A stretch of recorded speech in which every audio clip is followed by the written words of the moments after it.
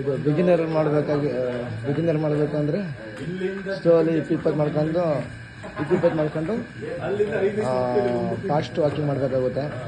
ಹಂಗೆ ಹೋಗ್ತಾ ಬ್ರೀತಿಂಗ್ ಕಮ್ಮಿ ಆದಮೇಲೆ 2 ಒಟ್ಟಿಗೆ ಮಾಡಿ 6 ಸೆಟ್ ಮಾಡಿ. ಬಿಗಿನರ್ 3 ಸೆಟ್ ಮಾಡಿ. ಸಾಕು, ರನ್ನಿಂಗ್ ಮಾಡಪ್ಪ.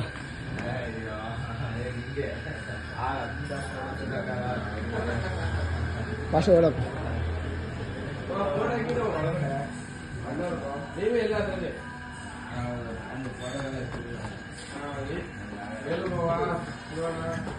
ಈ ಥರ